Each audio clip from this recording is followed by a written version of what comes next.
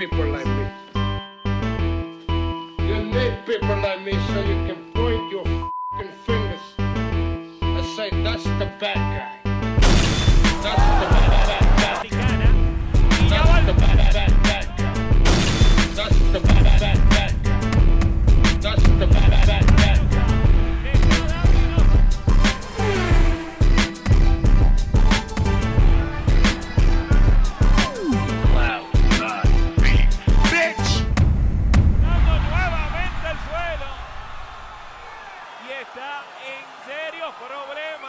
De la noche, Stephanie Piñeiro.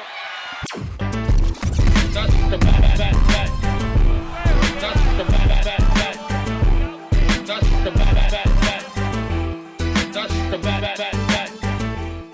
Welcome to the motherfucking relay. We're covering today's top boxing news. Okay, we'll start with this, a tweet from International Boxing News. The IBF is to order Dubois versus Ferreira. With Rhiannon Dixon fighting for the vacant WBO lightweight world title, the IBF could order Dubois versus Ferreira for the newly vacated IBF world title. The question is, will Carolyn go through with it? Because she's never kept the same energy for Beatrice that she keeps for Rhiannon. Nope. That if you're Carolyn, a Ferreira fight is as risky for you as you are for Rhiannon. You don't want to be in a risky fight this early in your career any more than she does. So if what you're expecting is for people to hold that against her, they can also hold that against you. Dubois versus Ferreira is a better fight than Dubois versus Dixon. It's a better fight, a more competitive fight, because it features two Olympians, two fighters that come from a similar amateur background as opposed to just one. And it's for that reason, in tandem with the promotional and network politics, that I don't expect the fight to happen. That even if the IBF orders it, Carolyn might go in another direction. She might decide she doesn't really want the IBF title. Not if she has to go through Beatrice to get it. You will notice that by way of the WBC, Carolyn Dubois is ranked number 1 with them as well. Rhiannon is ranked at number 2, but we know she's going the WBC route at number 3. You will notice the name of Estelle Mosley, France's own Olympic gold medalist, Estelle Mosley. She's an unbeaten fighter. She's been around a bit longer than both Carolyn Dubois, Rhiannon Dixon, and Beatrice Ferreira. She went pro before they did. I could see Carolyn Dubois foregoing an IBF title fight with Beatrice in favor of a WBC title fight with Estelle, because Estelle's not as impressive. In spite of being an Olympic gold medalist, as a pro, she seems more beatable than Beatrice, in spite of having more pro fights than Beatrice. That the Carolyn, that seems a more winnable fight. I've seen a good number of Estelle Mosley's fights in the pros. Yeah. And she's not in the pros who she was in the amateurs. Yeah. Nowhere near as ambitious. It seems like she's just been circling around in the outskirts for years. On the fringe. And that you would expect more from an Olympic gold medalist, an amateur standout, and what was a blue-chip prospect, now a contender. You would expect more, but Estelle Mosley seems happy to stay on the outskirts and not take the plunge, not jump into the deep end, though at some point, you're going to have to fight somebody. And I could see Carolyn pursuing a fight with Estelle before she goes through with a fight against Beatrice. I don't think that fight with Beatrice happens. It's too dangerous, whereas Carolyn, I think Carolyn would beat the crap out of Estelle. I think she's too strong, too fast, too aggressive. Quite confident that Carolyn's got too much firepower for Estelle Mosley, and she would, in effect, overpower her if they made that fight. Now, Carolyn Dubois is going to be returning to action very soon on the undercard of Joshua Buatsi versus Dan Aziz. Looks like she's going to be fighting America's own Miranda Reyes, and we'll get a look at her. If Carolyn makes it through that fight, See what direction she goes in. Sneaking suspicion, she might go the WBC route. She might pursue a fight with Estelle Mosley. And if Estelle decides she doesn't want to fight Carolyn, she doesn't want to fight for the WBC title, Argentina's Yanina Lescano is ranked at number 4, ranked behind Estelle Mosley, but Carolyn beat her already. She beat her 2 fights ago. Ranked at number 5 is Norway's own Katharina Thanders, who's been in there with Danila Ramos and Terry Harper. More recently, Rhiannon Dixon. Dubois versus Thanders for what could soon be the newly vacated WBC title at lightweight. lightweight, that seems a distinct possibility. If nothing else, I feel Carolyn may decide to go for the green belt, go the WBC route, because you don't want the IBF if you have to go through Beatrice to get to it. It's too dangerous between Beatrice's ceiling, her ability, her amateur background, and the network and promotional politics. It may seem like it's more trouble than it's worth for Carolyn. The Boxer, that's who she's with. By now we know that Boxer has a strong aversion to sending any of their fighters over to Matchroom, and I don't think they're so hell-bent on making a Ferreira fight that they would pay through the nose to bring her over. I don't think they want to bring her over to their side of things. No. So it just is what it is. I don't expect Carolyn to fight for the IBF title. I don't expect her to fight Beatrice Ferreira. Rolly, a lot of confusion in the last, I want to say, day or so. First, your reaction to Rolly announcing that he's fighting Isaac Cruz and not Ryan. We were under the impression, based on Ryan's tweet, that was getting finalized for him. Fighters are happy, you know, they type happy when they're, you know, tweeting or whatever.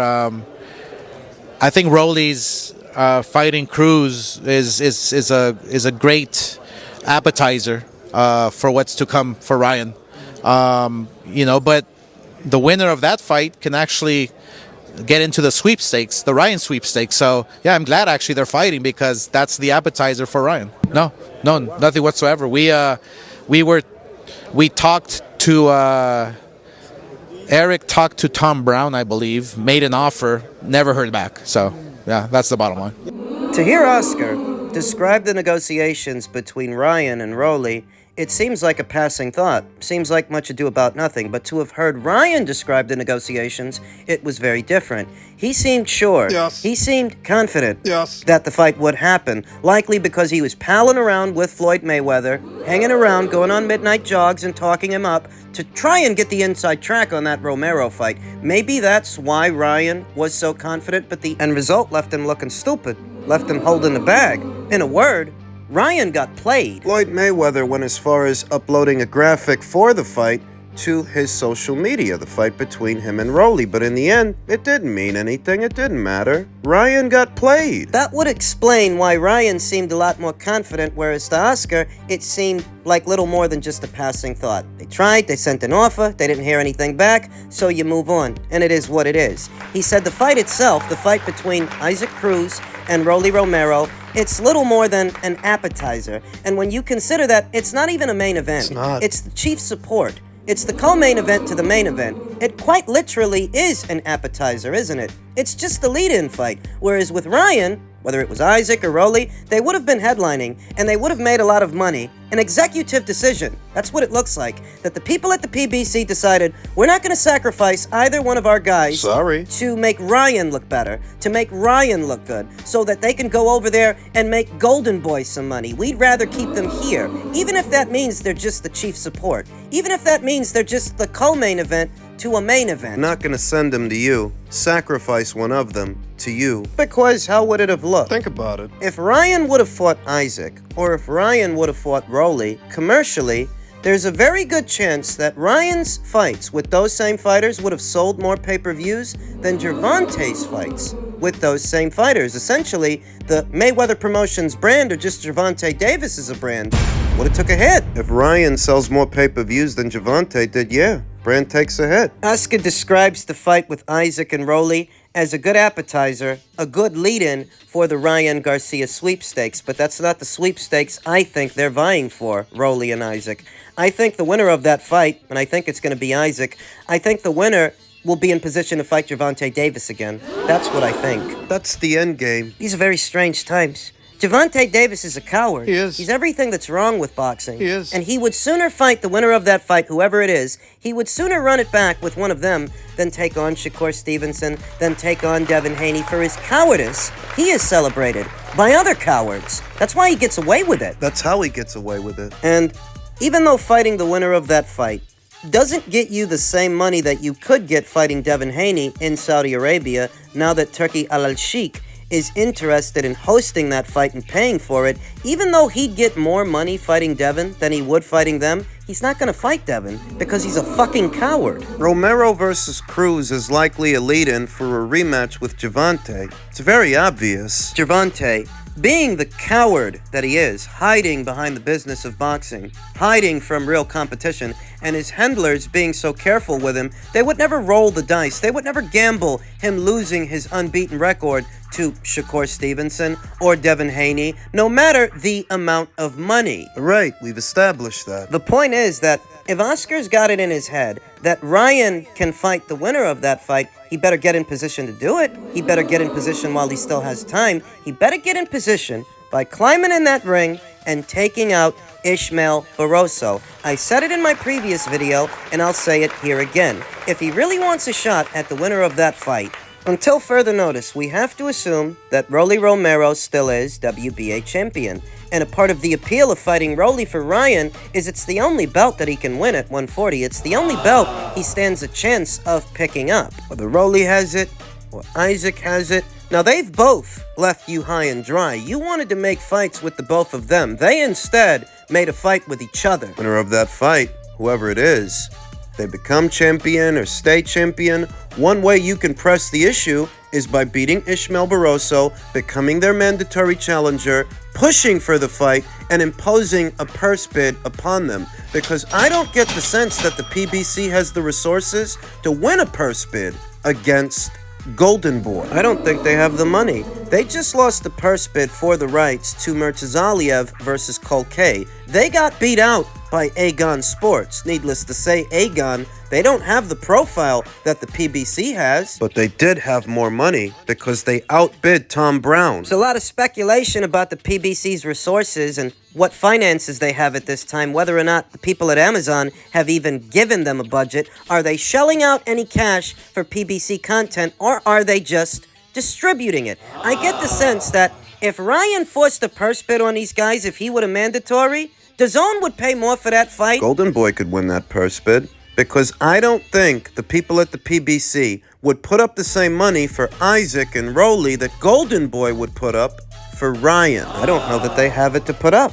And that's what Ryan's got to do. He's got to get in position to press the issue. In men's light heavyweight news, Artur Beterbiev taunts Dmitry Bivol, saying, last 5 years he's been telling everyone that he's going to fight me next. And in the last 2 to 3 years, it's been your promoter pouring cold water on the fight, saying that he's boring and the fight's got no pizzazz. In a press conference held after his win over Smith, Beterbiev shrugged off any suggestion that a fight with Bivol was imminent, saying he had not even been advised by his organizers that the fight had been given the green light. Beterbiev also took aim at Bivol for indiscriminately talking about fighting him for the past 4 or 5 years, to which Bivol wreaked a cheap publicity. He always talked like this, Beterbiev said. Last 5 years or 4 years, he tells everyone that he's going to fight next with me. Now he says, I have the fight in the next 2 weeks, and he says he already signed with me a contract. How can he sign a contract with me because I have another fight? He's a real boxer, you know. It's always like this with boxers. Beterbiev quipped. And it's always like this with boxing. Another rousing game of he said, she said. I don't think Artur is afraid of Dmitry. I don't really think Artur is afraid of anybody, but I don't think he's being completely honest here either. Since Bob Arum made those comments in, what was it, 2021 or 2022? I forget. I've never seen anyone bring it to Artur's attention what Bob Arum said, that the fight between him and Dmitry has no pizzazz, and Dmitry is a boring fighter, pouring cold water on the fight. Essentially, He didn't want to make it. the emergence of Saudi Arabia in the past year as a backer of high-profile boxing events has somewhat changed the overall business partisanship of the sport. In December, Al Sheikh brought together bitter rivals Hearn and Frank Warren to cooperate on a show that ended up featuring Anthony Joshua and Deontay Wilder in separate fights. Hearn and Warren will be working together on a new show in the region in March when Hearn's ace client, Anthony Joshua, goes up against former UFC champion Francis Ngannou. Essentially, that if not for the Saudis, this fight wouldn't be happening. Bob wasn't interested in making it. He wasn't going to send Artur over to Matchroom, and Matchroom may have been willing to send Dmitry over to Top Rank, but what was Top Rank willing to pay? What were they going to shell out to do that fight? The good news is, it's not on either of them anymore. Turki Al-Sheikh has cleared the way as Mauricio Sulaiman, the president of the WBC. He refuses to say if the WBC will sanction Beterbiev versus Bivol, but I wouldn't worry about Mauricio, and I wouldn't worry about the WBC. In an interview with Tris Dixon of ProBox TV, Sulaiman notably did not invoke the hardline stance he maintained in the past. Instead, he declined to comment, saying that the WBC is going through a process within the Board of Governors that would presumably lead to a decision on the matter. In any case, even if Sulaiman still has misgivings about sanctioning a prize fight involving a Russian fighter, he apparently has no qualms about the high-profile fights taking place in Saudi Arabia, amid criticism that the Gulf country is sports-washing its abysmal human rights records and disrupting the local economies and fan bases of boxing. It's a double standard is what it is. That when Mauricio Sulaiman decides to get geopolitical, it's at a very convenient time. Because if you're so concerned with the war between Russia and Ukraine, so much so that you don't want to rank any Russian fighters and allow them to fight for your titles, if you care so much about that, do you care about the human rights issues in Saudi as well? Not while they're shelling out big cash for all these boxing matches. He wants to get in on that action. He's not gonna fuck it up. Saudi Arabia will host the undisputed heavyweight championship next month between Tyson Fury and Alexander Usyk, and in March, it will stage a crossover fight between Anthony Joshua and former UFC champion Francis Ngannou. How can someone be against the system, which is paying so much money to so many fighters, which is putting boxing at a level of highest interest worldwide,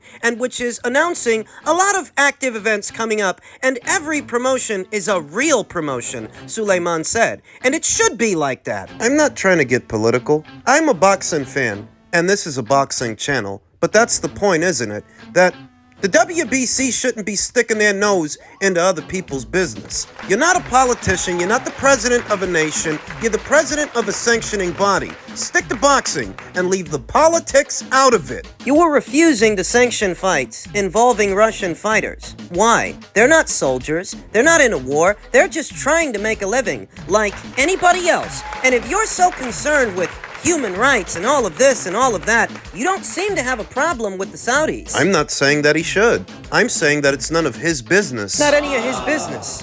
That's no more his business than the war between Russia and Ukraine is his business. That's not your concern. You're not Amnesty International. This ain't the fucking UN. You're the WBC, not the UN. You're the WBC, and you sanction boxing matches. So keep your politics to yourself and do your job. The saving grace is I think he's going to. You think he's gonna stand in the way of this fight? I don't know how much or how little Mauricio really cares about the conflict between the Russians and the Ukrainians. The whole thing seemed to me to be a smokescreen. You're only taking a hardline stance with the Russians because you can afford to. You don't rely on their fighters for revenue as much as somebody else's. What I do know is you'll come off of that hardline stance real fast for the right price. Your morality, your moral authority is for sale, just like everybody else's. Piece of shit. You're gonna sanction this fight. Yeah. You're gonna make it easy for them, and you're gonna sanction this fight for all the marbles, and you're going to shut the fuck